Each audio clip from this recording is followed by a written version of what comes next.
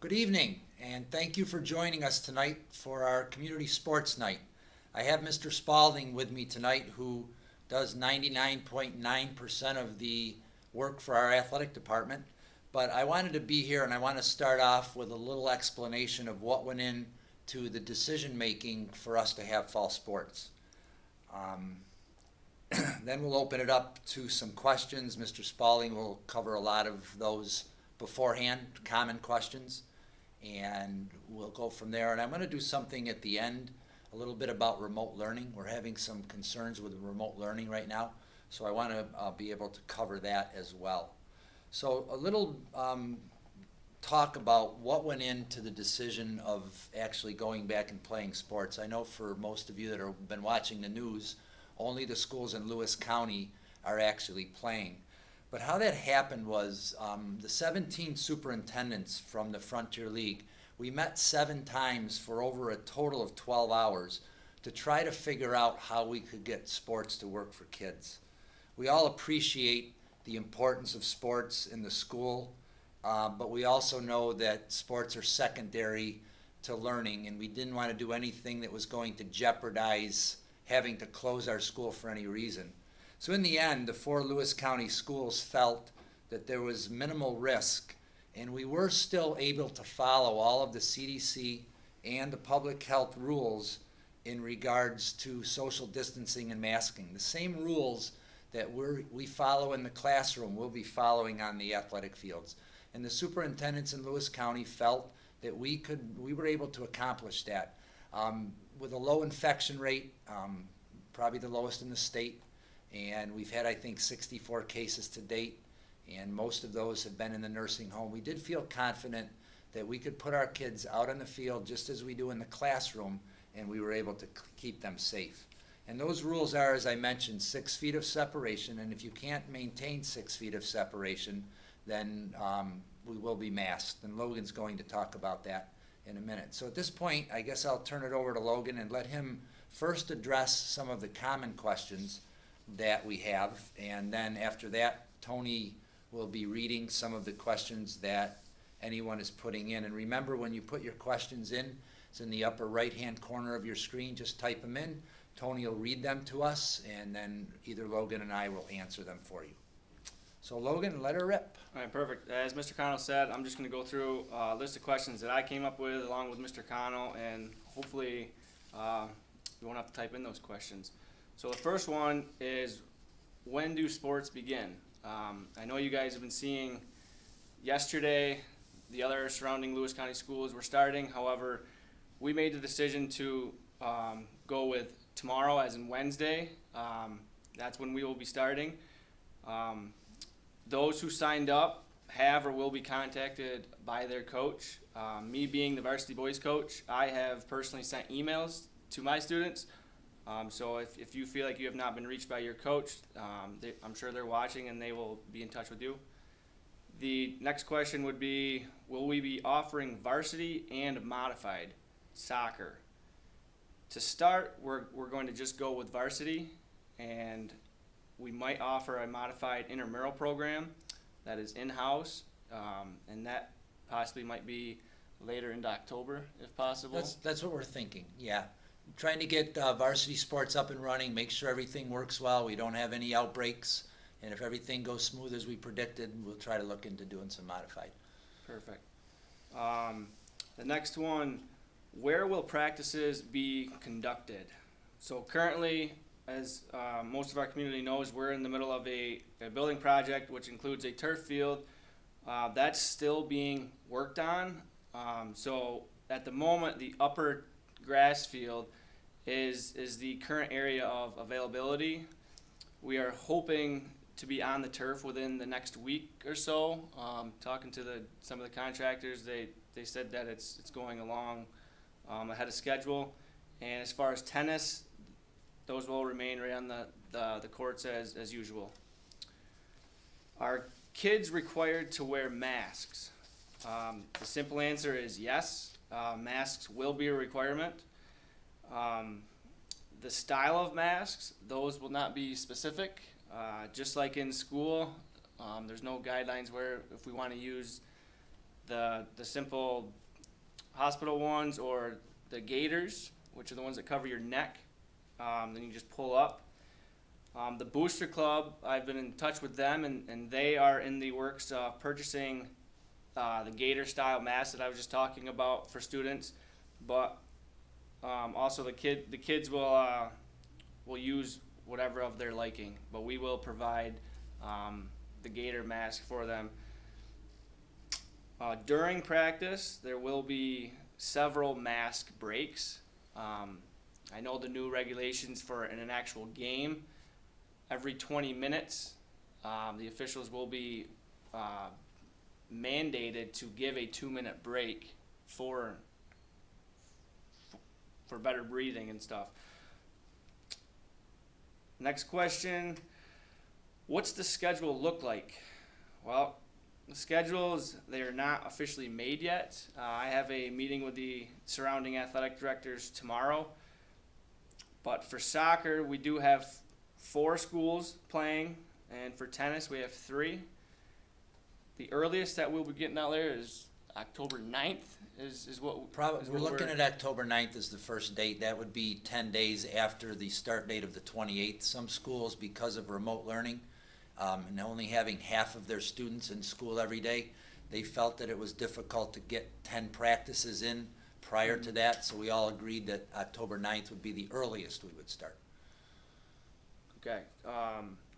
So for soccer's sake, with 4 schools, obviously it's not the traditional league play. We're going to try and play those 3 other schools as many times as we can. The latest that we are allowed to play from the state is November 14th. And just because they give us that date doesn't mean we play until that date, but we're going to try to, and hopefully we have some good weather that'll allow us to. As Mr. Connell just mentioned, each student is going to need 10 practices to play per the state guidelines. It used to be 6 coming into this year, but since we've been out of commission since March, the state had made the decision to put it back to 10 strictly for safety concerns. We don't want to just throw our kids out there and tell them to, hey, get ready in 6 days and play your first game. So I commend them for making that a new rule right now. Can fans attend games? That is a yes and no. Due to state regulations, Governor Cuomo is only allowing 2 spectators per athlete. Each athlete will receive 2 lanyards with access badges. It is then their responsibility to do as they choose with those. They must be brought and worn at the games, specifically at away games, as other schools will be checking them on arrival. I don't know if you want to add anything. Yeah, it's unfortunate in being an outdoor sport, and we do realize that there's plenty of room on the field, but we are held to that standard and we have to follow it. So giving our students the opportunity to give the passes to whoever they wish, we felt was the best way to go. I can tell at our fields, I mean, we will be up there. I'll be up there. Obviously, Logan's coaching, but I'm not going to run around and throw people out. But if I ask you to see your badge, you're going to have to produce it. I'll probably be looking more for our visitors to make sure, because I don't know who they are.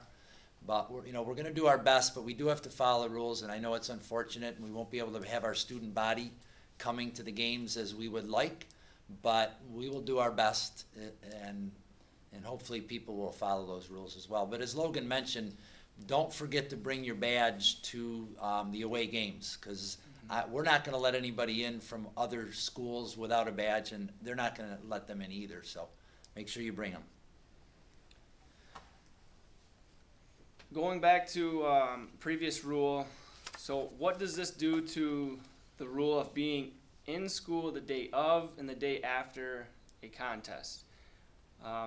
This is one that I'm going to allow you to. I'll jump in. I'll jump into that because Mrs. O'Shaughnessy will be the one dealing with that, and we're going to deal with it just like we do during the school year. I mean, you have to be here, even if you're a remote learner. Class starts at 8:07. If you show up on the computer at 8:30, that makes you ineligible to play that night. So we're not changing anything. Everything's been going great since we started. First couple days we got a little bit behind, but after that, classes start at 8:07 and students need to be in class. So we're going to follow that rule just as we would. And if there's an exception that needs to be made for whatever reason, we'll certainly make it. We aren't trying to keep kids out of athletics. We want them to be here. And if there's a circumstance that forces a kid to be late, we certainly will listen to it and make a decision based upon what that is. Will there be a late bus? Unfortunately, there will not be. It's just not possible with the distancing rules that we must follow. Will players be bused to away games?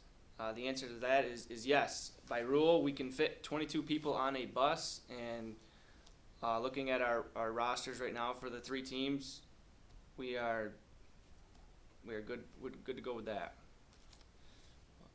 That's all I got for. So, Tony, do we have any questions? So we've got a couple of questions coming in. We got one that says, because we have decided to play this fall, will we be able to play with the Jefferson County schools in the spring as well? So that's a great question, and the answer to that is maybe. What's going to happen if we play our full season, then this is our season. If we happen to practice for 10 days and play a game, and for some reason we have to shut our season down because we have to go remote for any reason, then we can apply for a waiver to Section 3 to be able to play in the spring season. We're hoping we get all our games in the fall and don't have to, but there is that possibility if for some reason we were to have to shut it down early.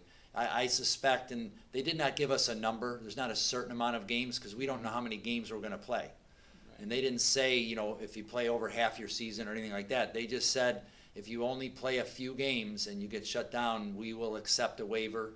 Mm-hmm. So it's going to be up to them at that point. Right, and all sectional and state play, regardless of what, if they're in fall 1 or fall 2, is already wiped off the table. Right. And so. Is there any information on spring sports so far?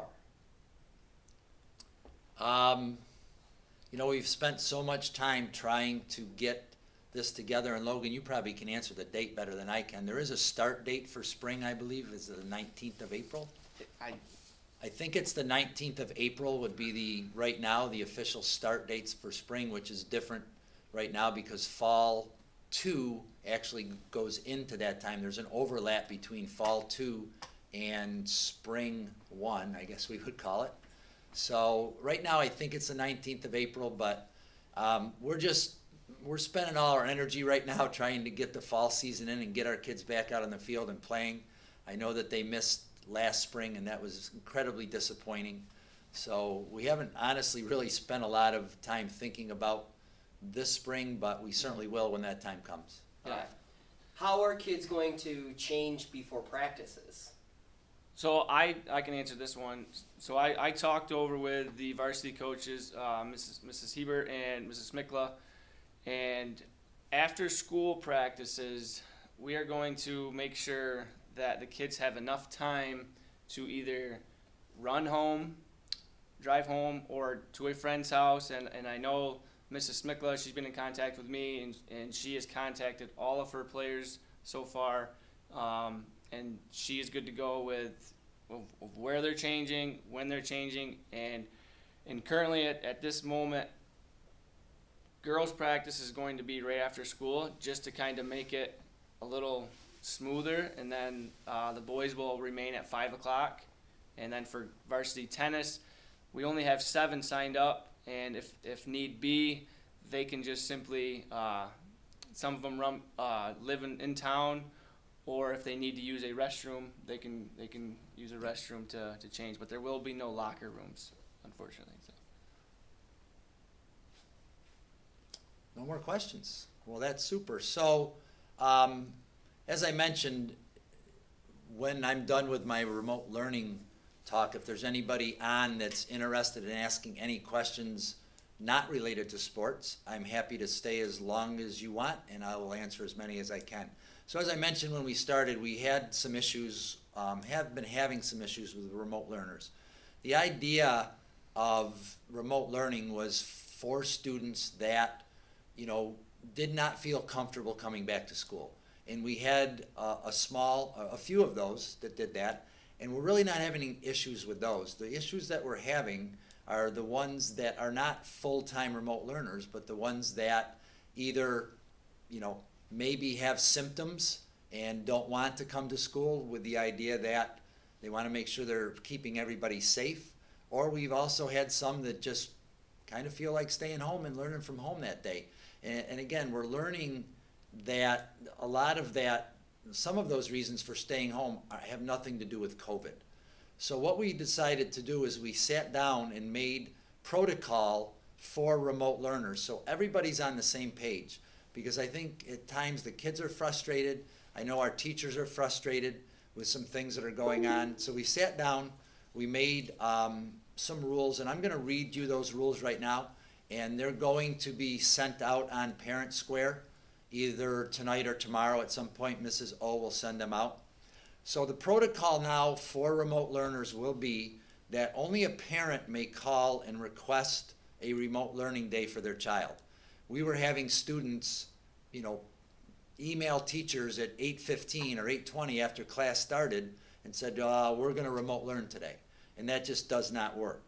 And parents need to call prior to 7:45 because teachers need time to get the codes out to the students so they can connect. So make sure if your student is home, and the only reason they should be home is because they have COVID symptoms, not because they just don't feel like coming to school. We were very fortunate to be able to come back everybody every day. And now we're seeing a lot of kids dropping off and choosing to stay home. It's really not an option. The only reason it is an option if somebody has COVID symptoms, and I've said this many times in my other meets, that prior years you'd say, hey, toughen up and get back to school.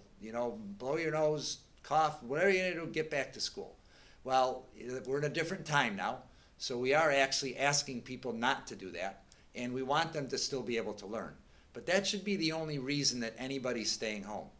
And again, if you're staying home, it's got to be a call from a parent, and it's got to be done before 7:45 or you're going to be marked absent. And students must be present in every class all day, study halls, AIS, learning centers, and they're going to be marked late just like they would if they walked into class late. If they're not on the meet at the start of class, they have no reason not to be. They don't have to walk anywhere. They should be on time for every class. Again, if they're not, they're going to be marked late. The consequences for being late will be the same consequences as they would before. If you're late 3 times at home because you're staying home with COVID and you come back to school, whatever the consequences for 3 late, you're going to get when you get back to school. Students have been taught how to connect, and emailing teachers because you can't, or parent squaring because you can't get on, is not going to be an excuse. Teachers are teaching, and the frustration with some of our teachers has been that they're trying to teach their class because most of our kids are here, and they keep getting emails from students asking them questions or that they can't connect simply because they typed the wrong code into their computer to get hooked up. So there'll be no emailing teachers while they're teaching. You either get on at the start of a class or you're going to be marked absent from that class. So also, students are to follow all the school rules at all times, whether in school or on remote instruction. And that includes dress code, food and drink, actually the educational environment. And what I mean by that, you don't have a bed in your room, so you shouldn't be laying in your bed learning remotely at home. You should be up, dressed, not a hat on, just like you would in our building. That's the expectation for you for remote learning. And you also need to have your camera on with your face on the camera Some people have been shooting them up into the ceiling. At that point, that's no different than walking out of the room. The teacher does not know where you are. And so we have to make sure that we follow all of the rules, camera on your face, headphones in your ears, and learning just like you would be here. Remember, we're promoting this to you because you're doing the right thing by not coming to school with some of the symptoms of COVID. You have to follow that up with also doing the right things. And if you're too sick to be sitting at a table in your house, dressed, then you're too sick to come to school, and just shut your camera down and we will mark you absent. That's okay to do. I mean, there's going to be times that, you just, if you have the flu, getting dressed, showered, sitting in front of a camera all day is no different than coming to school. You just can't do it. So there's not a problem doing that. I think the problem again is we're keeping people home that we normally wouldn't because it's minor ailments, and we're asking them not to come, but we still want those people to learn. So you make sure that you follow all of the rules that I just described, and if not, there'll be a referral just like they would if you were here. The teachers, if you're a discipline problem on the camera, they're just going to turn you off. And turning you off is just like sending you to the office. So, and those referrals will accumulate. They'll be put in your student file. So if a teacher asks you to, hey, get out of bed, you know what the rules are, and 5 minutes later they still see you in bed, bingo, you're getting kicked off the meet just as it would be if you were sent to the office. So again, we're trying to accommodate and let people stay home when they are ill, but we're not interested in somebody staying home just because they feel like staying home. And again, we have some permanent remote learners that just don't feel comfortable being here. But a lot of our remote learners have already come. It's not a point of not feeling comfortable. It's a point that either they've had an ailment or they, again, just feel like staying home. So that is kind of our remote learning protocol. If you have any questions, I certainly will answer them now. And Mrs. O will be putting that out in Parent Square probably tomorrow. Any questions, Tony? You betcha. If a student is feeling off and they choose to stay home and remote learn, are they required to take a test or provide a doctor's note before they come back? That's going to run through the nurse, and I mentioned this during the last meets. I mean, if you have several COVID symptoms, several being probably more than 3 or 4, then yes, you are probably going to be requested to have a doctor's note, a negative test, and be symptomatic before or asymptomatic before coming back.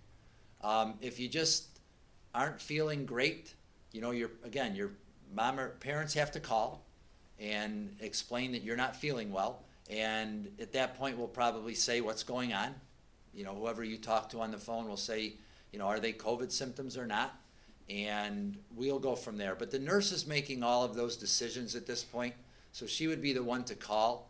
And again, if it seems like there's a lot of COVID symptoms, we're probably going to ask for a doctor's note, and I say that again, and because it's changed. Probably during my second meet, I think it was or a doctor's note or a negative test. That's now changed. We have been hearing that it's going to change back. They've added symptom-free to the original, so hopefully they'll change that so it can be doctor's note or, but right now it's doctor's note and.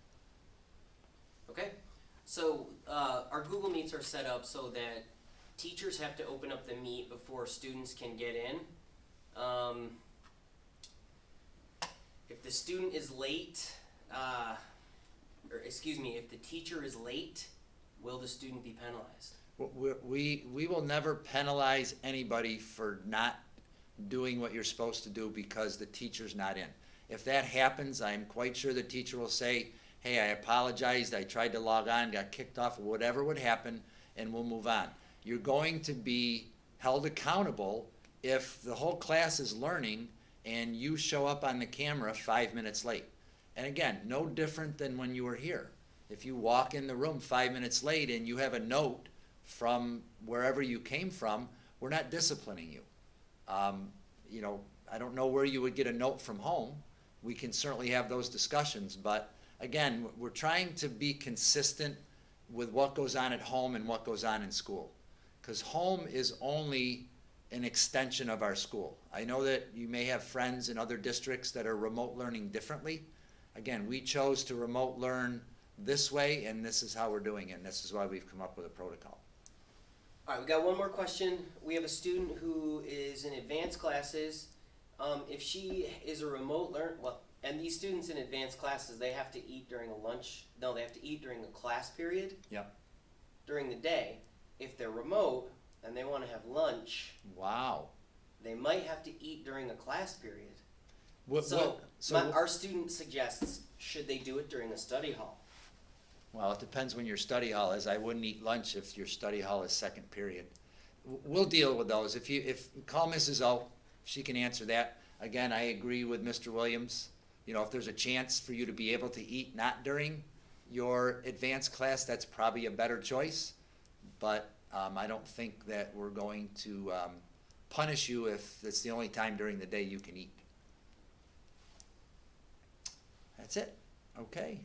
Thank you, everybody, for coming. Always, again, if you have any questions about anything, feel free to call me, Mrs. O, Mrs. Ratliff, anybody you want to talk to. We will do our best to answer your questions. And have a great night. And Mr. Spalding, thank you for your help. Did a great job.